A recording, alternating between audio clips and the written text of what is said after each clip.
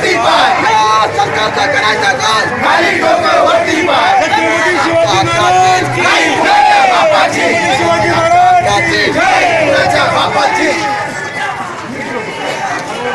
जमीन आमच्या हक्काची आई कुणाच्या बापाची जमीन आमच्या हक्काची आई कुणाच्या बापाची जमीन आमच्या हक्काची आई कुणाच्या बापाची शेती वाचवा शेतकरी वाचवा शेती वाचवा शेतकरी वाचवा शेती वाचवा शेतकरी वाचवा शेतकरी वाचवा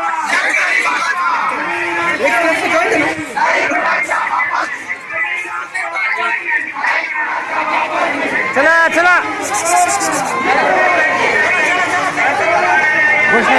शेतकरी एकजुटीचा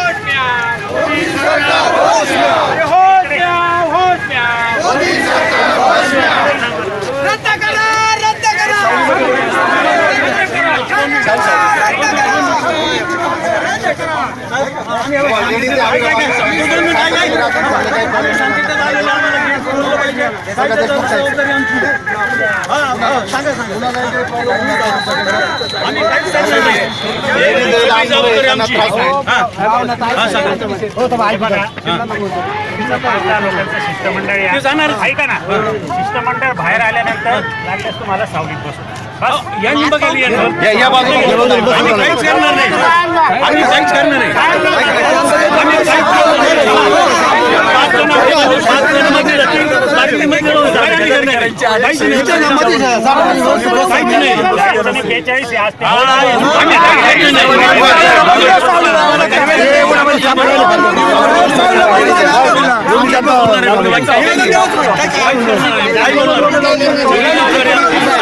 एवढं व्यवस्थित आणलंय आम्ही आता सगळं सहकार्य करून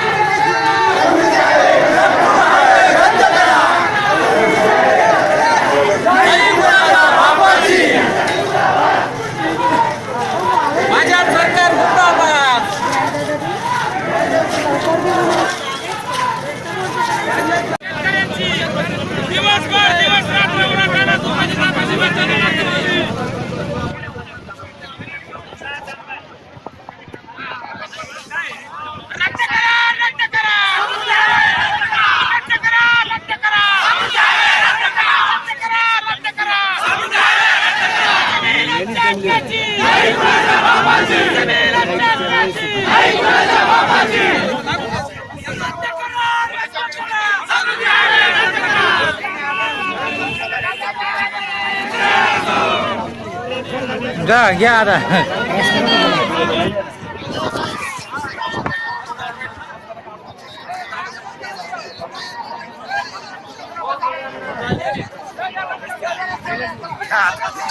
मोदी नाही तर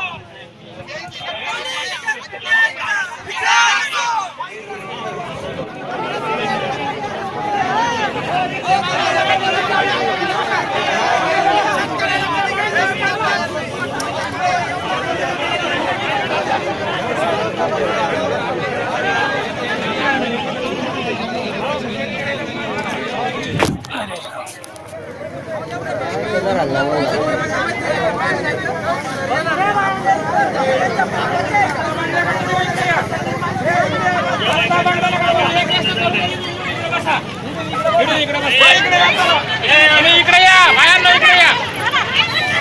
पुलिस आगे करती है, सरकार हमसे डरती है, पुलिस आगे करती है, सरकार हमसे डरती है, पुलिस आगे करती है, अरे सरकार हमसे डरती है, पुलिस आगे करती है. शेतकरी चुकीचा जमीन आमच्या हक्काची नाही कुणाच्या बापाची. मुर्दाबाद मुर्दाबाद शेतकरी चुकीचा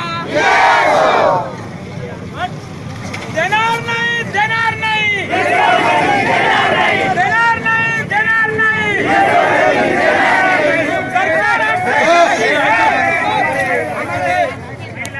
स्थापना केलेली आहे आणि या समितीच्या माध्यमातून संपूर्ण राज्यभर 10 जिल्ह्यामध्ये आंदोलन सुरू आहेत. आजच्या ह्या आपल्या आंदोलनाकरता ठाणे जिल्ह्यातून बबनराव हारणे इथं आलेले आहेत. इगतपुरीचे नेते कचरू पाटील डुकरे, भास्कर गुंजाळ, त्याचप्रमाणे आपल्या संपूर्ण सिन्नर तालुक्यातून ज्यांनी संपूर्ण गावात जाऊन जनजागृती केली ते सोमनाथ वाघ, शांताराम डोकणे, नामदेव आरोटे, त्याचप्रमाणे प्रत्येक गावातून आलेले सर्व सरपंच, सर्व शेतकरी बंधू भगिनी आणि माता भगिनींनो, आज आपल्या समोर हे जे संकट आलेलं आहे की या देशामध्ये शेतकऱ्यांची जमीन घेण्यासाठी सगळ्यात सोपा मार्ग असतो. सरकारने जे काही पत्र बाहेर काढलेले त्यात त्यांनी सांगितलं की शेतकऱ्यांनी हा रस्ता मागितलेला होता. मी सरकारला आणि समितीने सांगितलेले कोणत्या शेतकऱ्यांनी ह्या महामार्गाची मागणी केली होती हे सरकारने जाहीर केलं पाहिजे अशी आपली मागणी आहे. कारण कोणत्या शेतकऱ्याची मागणी नाही, परंतु सरकार कागदावरती सर्व रंगवायचा प्रयत्न करत आहे आणि जो महामार्ग तयार होणार आहे त्याच्यावर ते सांगतायत 150च्या स्पीडने याच्यावरनं सर्व वाहनं चालतील आणि 6 तासामध्ये मुंबईचा माणूस नागपूरला पोहोचणार आहे. कोणाला इतकी शेतकऱ्याला गरज पडली की तू 6 तासामध्ये पळत पळत चाललाय तिथं. म्हणजे या महामार्गामध्ये एकही शेतकरी चालू शकणार नाही. या महामार्गामध्ये जे 150चं स्पीड ते सांगतायत, अमेरिकेमध्ये सुद्धा 120च्या स्पीडला मर्यादा आहेत.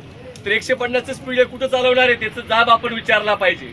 जो आपला जुना रस्ता आहे त्याच्यावरती 40 ते 60 इतक्या स्पीडने फक्त वाहनं चालतील अशा प्रकारचा निर्णय झालेला आहे. परंतु आता आपण 4 पत्र झाल्यावर पाहतोय एकही गाडी 100च्या आत चालत नाही. म्हणजे याचा अर्थ 150चा स्पीड केल्यावरती ती गाडी कोणत्या वेगाने पळेल आणि या देशामध्ये काय काय होईल हे आपण विचारही करू शकत नाही. ज्या पद्धतीने ह्या महामार्गाच्या बाबतीतल्या भूमिका आहेत, कचरू पाटील अधिक व्यापक बोलणार आहेत. फक्त प्रमुख गोष्टी मी आपल्याला सांगतोय की इगतपुरी तालुका आणि सिन्नर तालुक्यातल्या अतिशय बागायती जमिनी आणि ज्या ठिकाणी 2 पिकं आपण घेऊ शकतात या सर्व जमिनी या ठिकाणी आहेत. या देशामध्ये शेतकऱ्यांनी भांडून भू अधिग्रहणाचा जो कायदा केलाय, भूसंपादनाचा जो कायदा 2013 मध्ये मंजूर झालाय, त्या कायद्याचं संपूर्ण उल्लंघन हे सरकार हुकुमशाही पद्धतीने राबवत आहे. याचा आपण निषेध करत आहोत. कारण या देशामध्ये शेतकऱ्यांसाठी अतिशय चांगला कायदा भूसंपादन कायदा झालेला आहे. त्या कायद्यामध्ये सांगितलेले 70% शेतकऱ्यांची अनुमती असल्याशिवाय कोणत्याच प्रकारची जमीन ही अधिग्रहण करता येणार नाही. आपण हरकती घेतोय आणि आपण हरकती घेत असताना हे मोजायला येत आहे. या अधिकाऱ्यांना मोजण्याचा सुद्धा कोणत्याच प्रकारचा कायदेशीर अधिकार नाही हे समितीची आपली भूमिका आहे. परंतु अधिकारी हा सांगितलेल्या कामाचा असतो म्हणून अधिकाऱ्यांच्या विषयी आपला राग नाही. परंतु या देशामध्ये लोकशाही नावाची गोष्ट शिल्लक होती, परंतु हे मोदी सरकार आणि देवेंद्र फडणवीस सरकार सर्व कायदे धाब्यावर बसून बळजबरीने हा महामार्ग पूर्ण करण्याचं स्वप्न पाहतायत आणि हे स्वप्न या देशातील या महाराष्ट्रातील 10 जिल्ह्यातले शेतकरी पूर्ण होऊ देणार नाही हा संकल्प आपण केलेला आहे। म्हणून येणाऱ्या काळामध्ये परवा आपला 24 तारखेला इगतपुरीचा मोर्चा झालाय, आज आपला इथला मोर्चा आहे। अनेक आपले नेते इथं बोलणार आहेत, पूर्वी मी 2च गोष्टी सांगणार आहे की येणाऱ्या काळामध्ये 26 तारखेला 26 एप्रिलला संपूर्ण 10 जिल्ह्यातले शेतकरी शहापूरला जमणार आहेत। एकूण 25,000पेक्षा अधिक शेतकरी एकत्र जमून या ठिकाणी चक्का जाम करून सांगणार आहेत की कोणी आलं तरी आम्ही हटणार नाहीत आणि हा महामार्ग होऊ देणार नाही, ही शपथ आपल्याला 26 तारखेला घ्यायची। आतापर्यंत शेतकरी संघटित नव्हता, आतापर्यंत नेते आले, भाषण केले, निघून गेले, निवडणुका झाल्या, मतं घेतले, आता काही बोलायला तयार नाहीत।